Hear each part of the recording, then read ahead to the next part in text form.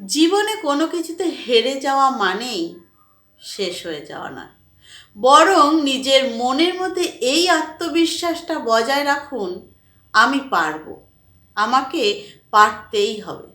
দেখবেন, জীবন আপনাকে যত কঠিন পরিস্থিতির সামনে দাঁড় করিয়ে দিক না কেন, আপনি ভেঙে পড়বেন না, বরং আপনার এই আত্মবিশ্বাসটাই আপনাকে কোনো না কোনো পথ বাতলিয়ে সমস্যা থেকে ঠিক বের করে এনে সামনের দিকে এগিয়ে নিয়ে যেতে সাহায্য করবে।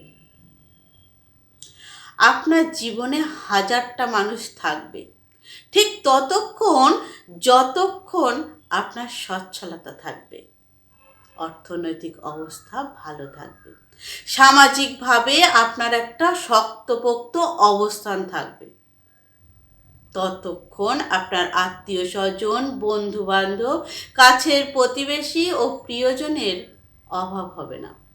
কিন্তু বিশ্বাস করুন, যখনই আপনার অর্থনৈতিক অবস্থা ভালো থাকবে না, সামাজিক কিংবা পারিবারিক দিনকাল ভালো কাটবে না, তখন আপনার পাশে কেউ থাকবে না।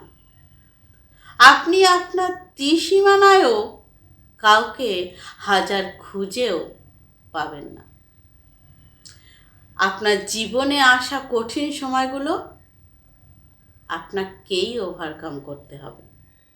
সেই সময়টাতে আপনাকে সঙ্গ দিয়ে সাহায্য করতে পারে শুধুমাত্র আপনার এই আত্মবিশ্বাসটাই, আমি পারবো, আমাকে পারতেই হবে।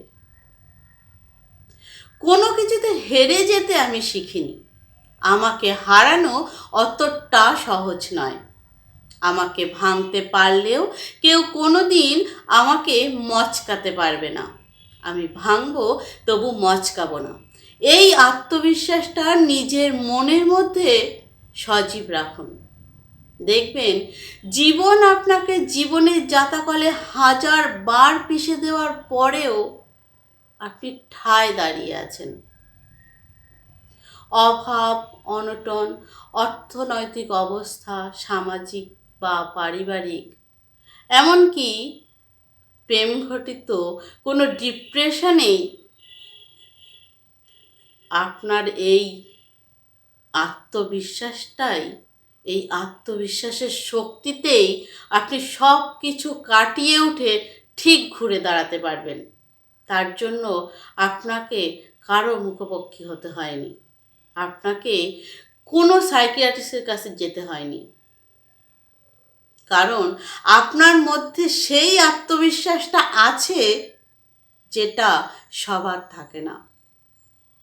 জীবনটা খুব ছোট্ট, তার গল্পটা না হয় একটু বড়ই হলো, ক্ষতি কি তাতে? কি লাভ অযথা জীবনের গল্পটাকে ছোট করে রাখার চেষ্টা করে? আমাদের হাতে সব কিছু থাকে না, এটা যেমন ঠিক, তেমনি এটাও ঠিক, আমাদের হাতে অনেক কিছুই থাকে।